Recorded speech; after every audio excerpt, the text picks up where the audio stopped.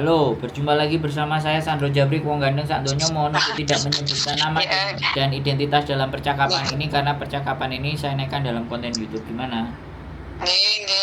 Mas Andra yang ganteng deh. Nih, ini mau nanya Mas, ini seandainya ya, uh, aku udah punya uang untuk yang anakku yang mau ke Jepang itu loh Mas. Ya. Seandainya ini udah ada uang, terus langkah pertama yang harus dilakukan itu apa, terus kemana gitu loh Mas. Duh.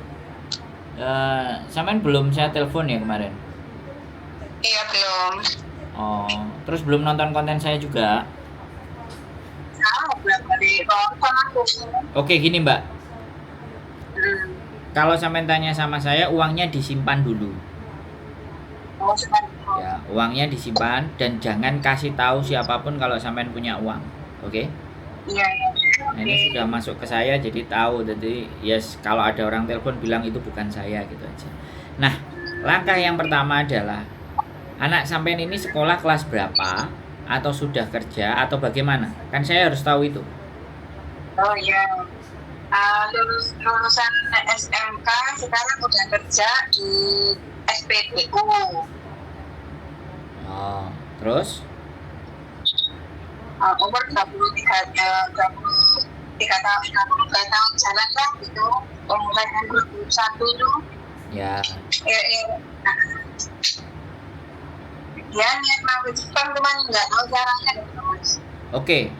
Nanti saya kirimin ada PT, ada LPK satu, ada dua LPK. Yang satu di Malang, yang satu ada di Bandung. Ya, Oh dia di Malang. enggak. Sampai dengerin aku ngomong dulu, oke? Oh iya iya. Ya, sampai dengerin aku ngomong. Sampai harus Iya iya. jelas dan uang nggak perlu disampaikan juga buat ke dia bahwa mama sudah punya uang, nggak usah.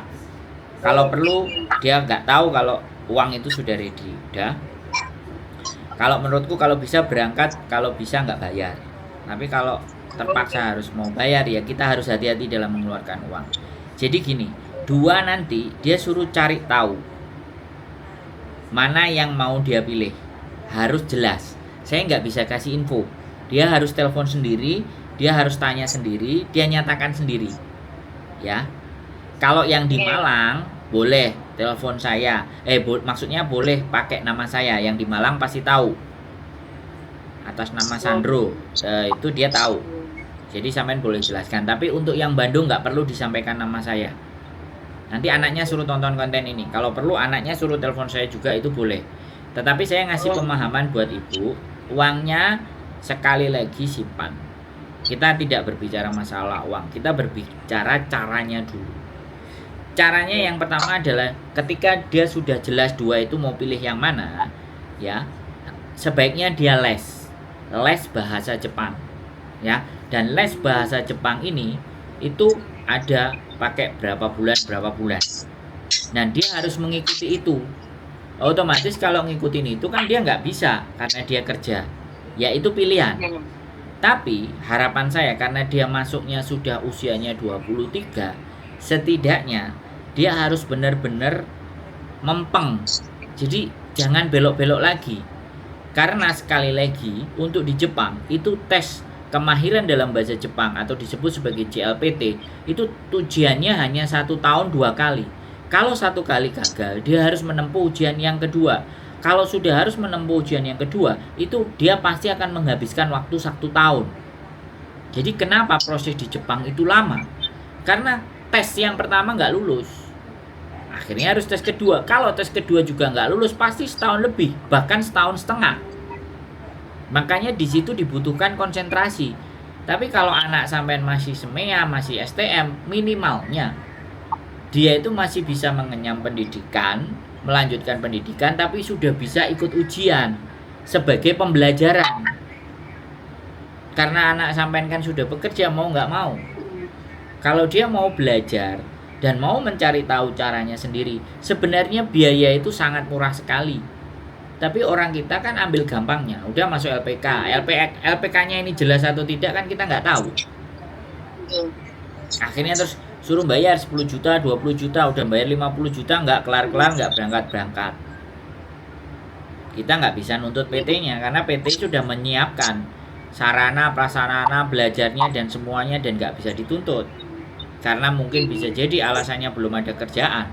Kan bisa kayak gitu. Nah, kitanya yang mumet dasi. Ya, kalau anaknya nggak mau belajar, minimalnya itu tidak bisa, harus belajar dulu. Minimalnya ujian itu sejelek-jeleknya kalau untuk magang itu harus N5, lulus N5.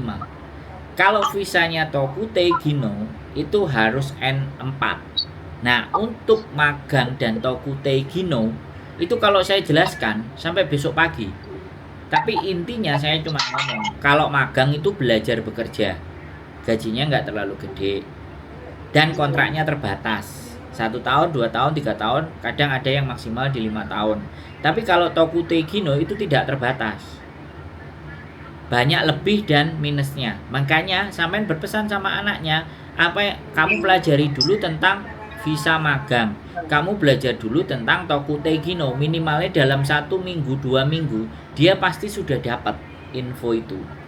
Dan kalau dia bercerita sama ibu, PT-nya, LPK-nya ini dan ini, saya nggak berani rekom selain hanya 2 LPK tadi. Jadi seperti itu. Nah, kalau dibantu proses, ibaratnya saya yang bantu proses, saya harus memastikan dia harus bisa lolos ujian N5. Tetap harus pakai syarat N5, dan ini nggak bisa ditembak, Bu. Ini Hong Kong, kalau peraturan Indonesia bisa, kalau Jepang nggak bisa, Bu. Harus dia melakukan prosesnya itu. Makanya kan lama. Banyak yang ngeluh, bayarnya banyak, lama, nggak berangkat-berangkat. Halo? Apa anaknya aku suruh telepon Mas Andro sendiri ya biar paham ya? Itu jauh lebih enak. Tapi minimalnya apa yang saya omongin tadi yang masuk ke telinganya ibu juga sampaikan ke dia. Ya, jadi biar ibu telepon hari ini itu dapat. Terus jangan pasrah-pasrah saja. Terus sampean cuma cari uang. Jangan. Saya tidak menyarankan hal itu. Uang diomongin belakangan saja. Sekarang diomongin caranya dulu, step-stepnya dulu. Kalau step-step dan cara-caranya dia sudah bisa melampaui itu, baru kita nanti bicara uang. Kalau langkah-langkah dan step-stepnya ini nggak tahu, terus kita ngomongin uang, jatuhnya pasti ketipu. Dan saya nggak ingin orang yang sudah nelpon saya malah ketipu, ya. Saya nggak mau. Jadi please jangan ngomongin uang sama siapapun kalau ditanya tentang pekerjaan. Uang sembunyikan. Gimana sih caranya? Nah, gitu tanyanya. Jangan butuh duit berapa kalau untuk proses. Jangan begitu. Dibalik pertanyaannya. Caranya gimana? Prosedurnya seperti apa? Terus nanti kira-kira bagaimana? Kalau nggak bisa bagaimana? Kalau bisa bagaimana? Pertanyaannya yang agak cerdas. Kalau yang sampean tanyain dengan pertanyaan yang seperti itu ngamuk, berarti dia sindikat. Ya, dia sindikat dan dia mau nipu kita. Kalau kayak saya kan jelas, ibu bisa datangi rumah saya, ibu bisa ketemu saya juga nggak ngomongin masalah uang, ya nggak. Kalau saya sudah jadi calo nggak dari kemarin kan, orang udah pada stop duit, iya kan? Jadi ya begitu ya Bu. Kalau anaknya mau boleh. Terus sekali lagi kasih tahu ke anaknya. 1 kali WA, 2 kali WA, 1 kali telepon, 2 kali telepon, dan 3 kali telepon. Kalau tidak diangkat jangan nyerah. Ya, karena sekali lagi ya, kalau dia nonton konten saya dia pasti ngerti. Konten ini nanti juga saya naikkan. Jadi anaknya ibu juga kalau bisa biar dengar dulu. Ibu nonton konten saya kan? Ya, nggak apa-apa. Yang proses yang Mas Andro telepon sama itu yang keponakannya mau ke Jepang itu juga tuh. Kasih ke dia aja. Saya juga lagi setting mau Zoom sama yang sudah di Jepang, anak magang. Tapi belum dapat waktunya. Biar informasinya jelas. Karena kalau ngasih informasi yang nggak jelas is not me, bukan saya. Hehehe. sebisa mungkin jelas dan akurat, dan orang yang mengalami sendiri, bukan berdasarkan katanya. Nah kan repot kalau katanya. Kalau perlu saya sendiri yang ke Jepang supaya semuanya aman, bisa dipertanggungjawabkan. Urusannya sama akhirat ya, bukan cuma urusan duit. Ya, oke Bu, bisa dipahami? Nanti tolong dengan anak buah kan sudah telepon ke sampean ya. Siap. Semangat ya Bu. Jaga sehat. Terima kasih ya, Bang. Ya, sehat selalu buat sampean. Yuk, bye-bye. Assalamualaikum. Waalaikumsalam warahmatullahi wabarakatuh.